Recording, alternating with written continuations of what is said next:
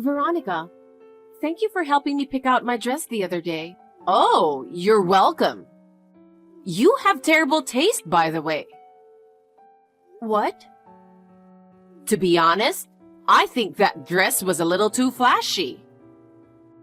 Was it? I like that design. Well, I understand your taste. As David's wife, I think a more modest and elegant dress would be better. I see. I wonder if David thinks so too. Yes, I'm sure he likes that kind of dress. So you should at least make your makeup look a little more natural. Yes, I will take your advice. Also, you should think a little more about your hair. That fancy updo is a bit, you know. And the dress is flashy too. I like that hairstyle. Yes, your preference is important too.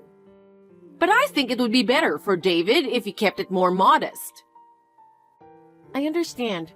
I'll talk to him about it. By the way, Mary, are you really ready to marry David? Of course I am. I have known David for a long time, and we have supported each other. Well, I'm sorry for you. To be honest, I think there is a more suitable woman for David. What do you mean? Mary, please don't take this the wrong way, but you are a little too conspicuous. I think a more modest and homely woman would suit David. Veronica, isn't that a little rude? We love each other and I want to support David. Maybe so, but marriage isn't just about love. It's about building a family, and it's also about being in harmony with those around you. Mary, you are a little too assertive. Assertive, I see. But, Veronica, I sincerely wish David's happiness. That's why I wanted to get married and always be by his side. I hope that's true. But if you really care about him, I hope you'll reconsider whether there's a more suitable woman for him. Veronica, I love David. And he loves me too. We want to build a happy family together. Then I want you to make an effort to be more modest. For David's sake and your own. Yes, okay. Well, okay. Anyway, let's talk again about dresses and makeup. Yes, I understand. Thank you very much for today. Veronica, where are you? Please get back to us immediately. I'm very worried because I cannot get in touch with you. If you see this text, please reply as soon as possible. Sorry, I just saw your messages. I was taking a hot bath and didn't notice. So, is there something wrong? A hot bath? You can come soon, right? I need you to hurry. What do you mean? Did something happen today? I don't know what you're talking about. Today is the wedding day. David's family and relatives aren't here yet. I was told by the people at the wedding hall that you haven't gotten your dress yet. Where is everybody? Oh, was it today? I'm sorry. I thought it was next week. My husband and I are on vacation in the next state. I can't believe this is happening. I can't believe it. Where are you? Can you come back soon? We're in Las Vegas. Do you know? It's a nice place. Las Vegas? Then you can't make it in time. Well, that's a problem. But I've already bought tickets to the theater for the day after tomorrow. I'm so sorry. I'm so clumsy and careless. Even my husband gets angry at me a lot. What about your relatives? Are you in touch with them? Well, they called me the other day and we talked. Oh no! I thought it was next week, so I told everyone it was next week. What? That's beyond careless, Veronica. I can't believe you made a mistake on such an important day. Nobody won't be able to get there today. It's a pity that the bride's relatives are the only ones at the wedding. David must be in trouble too. Only the bride's relatives? How did you know that my colleagues and friends didn't come either? How did you know that? Oh, didn't you say so? My memory is kind of fuzzy. No, I didn't say anything about my colleagues and friends. I don't remember saying that to David or anyone either. Oh, really? Assumption is a scary thing. I've been suffering from dementia lately. Did you do something? Not only the groom's relatives, but even my friends and colleagues didn't show up. How could this happen? That's an accusation. I would never do such a thing. If you have proof, show it to me. If you think that the people you invited didn't show up, then maybe you're not a popular person. Even if I'm not a popular person, David's friends didn't come either. He is a well-liked person. And yet, don't you think it's strange that no one came? Why don't you hurry up and call them and gather them? That's the least you can do, isn't it? David is contacting all the guests right now. But everyone seems to be thinking that the wedding was canceled. Oh, well, why don't you really cancel it? It's miserable to have a wedding with no guests, isn't it? There's no need to go through with that. Do you know what you're saying? Are you seriously saying that you want us to cancel the wedding? I'm sure David can find a better bride. And you don't have a good reputation. So it's not a bad idea, right? I understand. I'll cancel today's wedding. Oh dear. It was such a nice place for a wedding. I'm sorry we're here on a vacation. Yes, it was a very nice place. So even if we cancel, we will have to pay the full amount. David and I have to work hard from now on. Oh my! If the marriage is going to be canceled, shouldn't you be the one to pay the full amount? Because a wedding is a place where the bride can be as selfish as she wants to be. The bride's expenses are higher than the groom's, and I don't want David to be bothered with it. That's not the way it works either. We are getting married, and it was both of our weddings, so the cost is split 50-50. Besides, you have responsibilities too. It's not very presentable to get married without a wedding. It's unthinkable to do such a half-hearted thing. There are more and more couples like that these days. The truth is, we could have a wedding just us and my family as it is. There's no way they would allow such a thing. A wedding without the groom's parents? I can't tell you how much I put into raising David. I'm sure David would want his parents and relatives to be able to attend the wedding, and we will consider having the ceremony again. However, we spent a lot of money this time, so we can't have as big a ceremony as we were going to this time. Mary, reply to me right now. There is something I need you to explain. What on earth is this? Yes, Veronica? What's wrong? What do you think you're doing? What is this postcard? Oh, did you get it? I worked so hard to get it to you as soon as possible. How on earth did you have a wedding? Explain it to me. After what happened 10 days ago, I talked it over with David. It would be a waste to cancel the ceremony at that point, so we decided to have a ceremony just with my family. And David agreed to that? Yes, he did. Even my grandfather, who had been looking forward to seeing me in the wedding dress, came all the way from far away.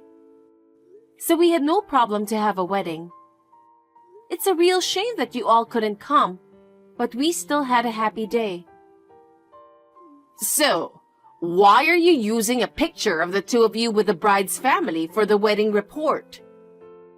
Do you think you can neglect the groom's family? Oh, I forgot. I'm sorry.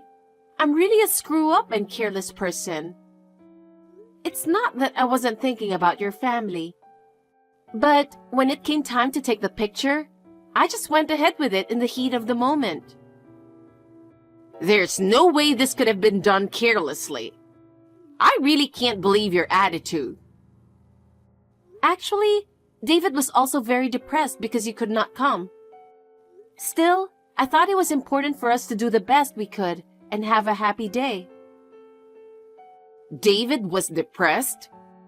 If that's the case, you shouldn't have had the wedding without us, right? That's what he said, but in the end, he decided to look on the bright side.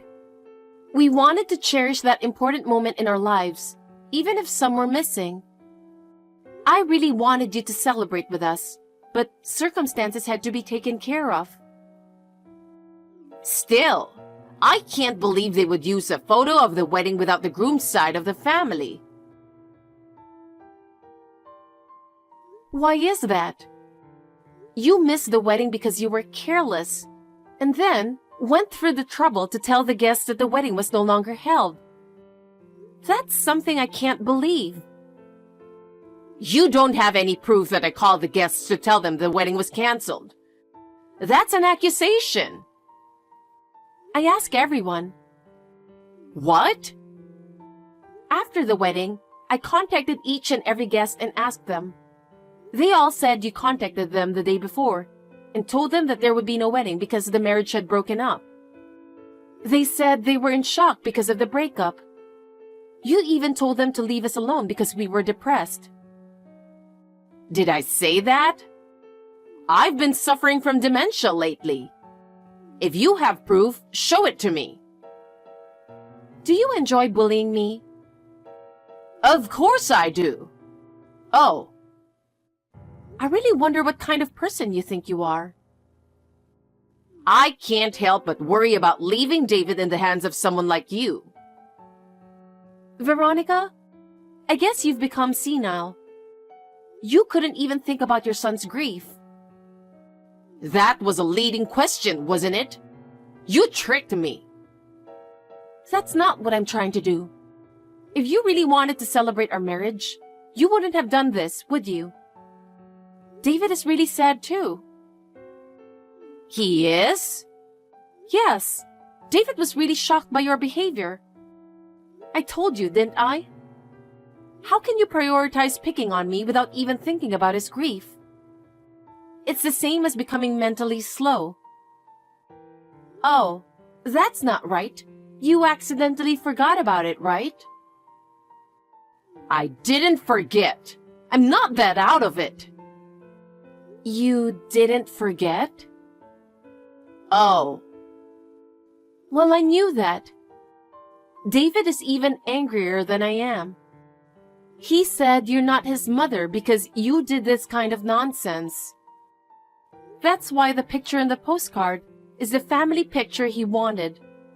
He doesn't consider you family anymore. That can't be true. He was crying, saying he called you the day before. He was crying? He has apologized to all the guests in person. He also gave them that postcard at that time. You're lying. He didn't say anything to them, did he? What do you mean? That thing, you know, about the wedding, about the cancellation. Oh, you mean the story about you calling without telling us to cancel the wedding? If that's the case, he explained it to them very thoroughly, showing our text messages. Oh my God! My relatives are going to get angry at me. I'm going to get in trouble. You were aware that you had done something that would make them angry. My relatives, my friends, and the people at work all sympathized with me. They understood my situation and helped me. I got a call that my relatives are coming over here. You guys should come over here too.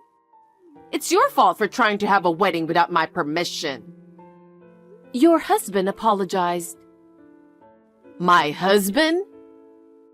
You don't have dementia, you know that. Anyway, you blocked David's number on his cell. It's a premeditated crime, going out of your way to make it impossible for us to contact your husband. How did you know that?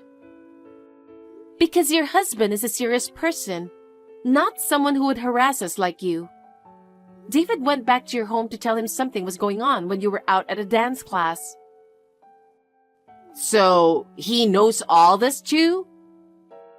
Yes, he does. And he will pay for the wedding.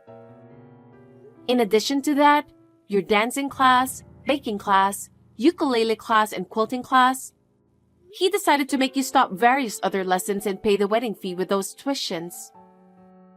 Spending $2,000 per month for all those lessons is crazy. If I stopped going, I wouldn't have any friends. All my fun would be gone. I was so close to really losing my friends too. Because of your lies, I was made out to be a very unfaithful woman who was just trying to steal their money. That's a bit of an exaggeration, but it's mostly true. Mostly true? Are you sure you're not mistaking me for someone else? David and I trust each other, and such rumors are groundless. Do you realize how many misunderstandings have arisen because of the lies that you spread? All my friends and colleagues were puzzled at first. I will never forget the expressions on their faces when they learned the truth. I was worried about David. I did what I did because I was thinking of his future. If you were worried, you should have had a discussion with him from the beginning. It is more sincere to talk to him rather than sneaking around behind our backs. That's what family is all about, isn't it? Your way won't make anyone happy. Anyway, come over here now. Protect me. I can't. We're at the spa right now. What? He told me that he wants to relax, so I took him to a spa to cheer him up. We also came here to have a nice steak dinner. Where's the spa? I'm sure it's somewhere local. Then you can come here soon. We're about 3 hours away, so we can't. 3 hours away? So I can't come right now. Please get scolded from your husband and relatives. Oh no! I'll lose my position if I don't do something about it. I can't even go to my lessons. What should I do if my husband divorces me? I can't face David. That's about the extent of what you did. I'm angry too. More than anything else, you made my dear husband sad and cry. I can't forgive you for that more than the bullying. Mary, I'm sorry. I can't imagine that I won't be able to see David. Please help me. My life, my relationships, everything is falling apart. First of all, please apologize to David. He worked so hard to prepare for the wedding so that everyone could enjoy it. But because of you, it was ruined. You should know how much it hurt him. I've been trying to reach him, but I can't get through. What should I do? I really don't know what to do. I want to apologize to him directly, but I can't even talk to him. I see. He must have been in quite a shock. What you did must have caused him a lot of heartbreak. Please tell David that I'm sorry too. Tell him to call me. I can't stand the thought of losing my lessons, my position, and David. What in the world do I have to live for? We lost our once-in-a-lifetime wedding. Do you understand that? You have no idea how much trouble you have caused to many people. I'm sorry. I didn't mean for any of this to happen. I just did it to embarrass you a little. I never imagined it would be this big of a deal. I just wanted to get you in trouble. You went through the trouble of copying the guest list from David's house and contacting every one of them, which was a bit much. I'm worried about having such a thief-like relative, so I'm not going to tell you about our new house and move far away. Oh no, please don't do that. I really regret what I did. I will do my best to repair our relationship from now on, so please give me another chance. From now on, let's change our minds and build a good relationship. I will do my best too. Please don't give up on me. Tell David, please don't give up on me. I'm sorry, I can't try. So, goodbye. I'm leaving you so that David and I can be happy. Please don't disturb us anymore. Goodbye. After that, Veronica was scolded terribly by her husband. He scolded her for ruining our wedding, and he was furious when he learned of her numerous harassments against us. She now lives under her husband's strict supervision. She can no longer behave as she used to. I wonder if it was her husband's mercy that kept them from getting divorced. Relatives also voiced strong condemnation of her behavior. They are all saying that they will dissociate themselves from her. She ended up alone for what she had done. Her once glamorous life was gone. She spent her days in solitude and regret. On the other hand, David and I have started a new life together. Through this experience, we were able to further strengthen our bond and reaffirm the importance of each other. We have built a new life together, and our days are filled with smiles and happiness. The lonely ending of Veronica's life reminds me that it is important to be faithful to one another. We intend to continue to move forward with mutual respect and trust for each other. I would like to live a happy life with David.